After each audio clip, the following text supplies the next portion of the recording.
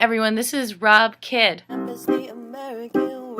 the meantime, the last year, Vermont legislature passed probably the most sweeping legislation around hemp, where now it's removed all those rules and regulations that were created to now where a farmer only has to submit a $25 registration fee and sign a form that they acknowledge that it's still against the law according to federal law. So basically what that means is state law enforcement or local law enforcement would not get involved with any prosecution. Wow, and that just happened a few months ago. That was signed in June. Yeah! It's exciting. In the House Agricultural Committee, when this bill was up to testimony, the chairwoman of the committee, Carolyn Partridge, basically said, we've given the feds a long enough time to respond to this. Yeah. So if a Vermont farmer wants to challenge the rules and regulations of the feds, we give them the right to do that. That takes courage. So at least we're looking at it as saying this laws that are on the national level need to be changed. And how are we going to do that as a state? Well, people are going to have to stand up and take the law into their own hands. And isn't that how it was legalized state by state?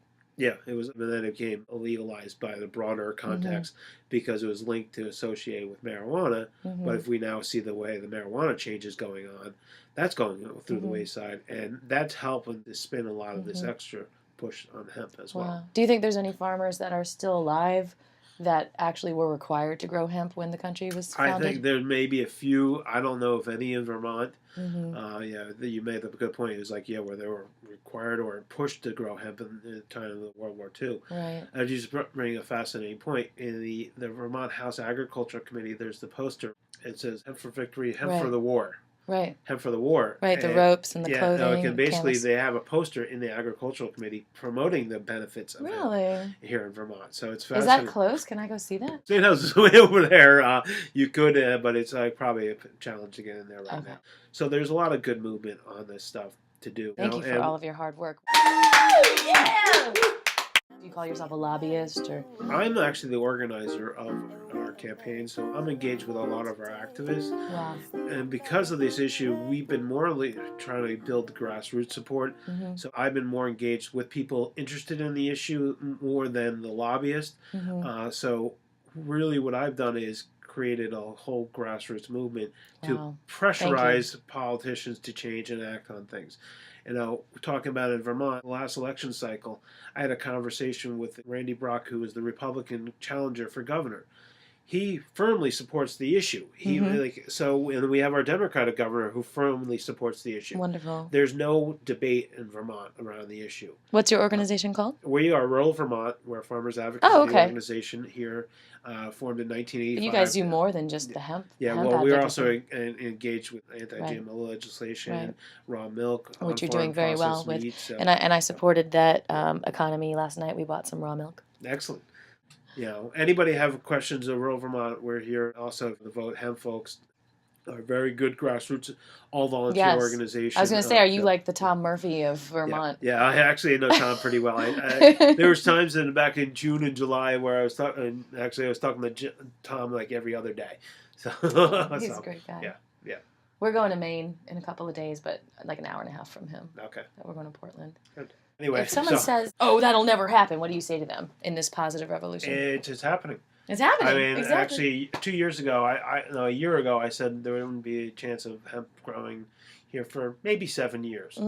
Now it just keeps changing every day, where it grows and grows and it grows. And like the farmers in Colorado, Ross Laughlin, growing actually a harvestable crop. We have the Vermont law change, where I have numerous people who put in for the permit. It's actually not even a permit, just registered. So there's a lot of people, a lot of interest in this, and it's going to happen. It is. Prayer works too. Any last words of advice to Georgia or inspiration to I'm with the Georgia Hemp Economic Revival, and we're giving you a round of applause, by the way. Good. This movement is growing, and it's actually one of my favorite issues to work on, because anytime anybody ever tells me or they're opposed to it, I know they don't know what they're talking about.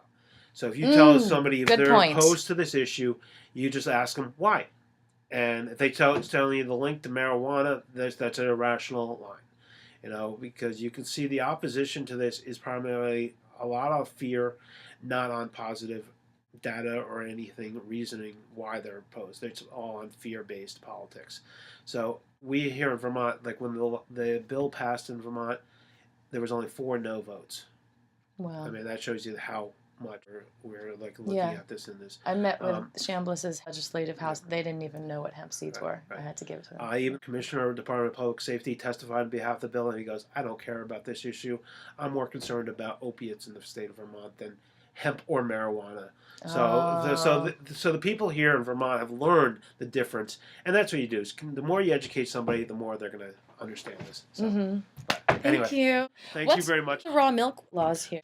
You can basically sell on the farm in limited quantities. Gotcha. But thank you so much, Rob. Thank you. And just give me a call, and we can talk more on the phone. Definitely. Okay? Definitely. Now we've got a face-to-face connection. Cool. You know who we're dealing with. Now I got to get back to this meeting. All right. Yes.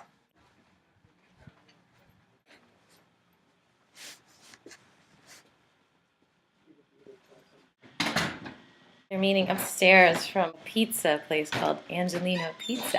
Smells really good. Beautiful here.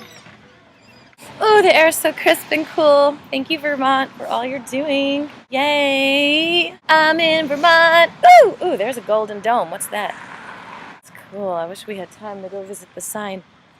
Maybe we should make a beautiful gift of a hemp sign for our Capitol building that says, "Hemp for the war." No, hemp for peace.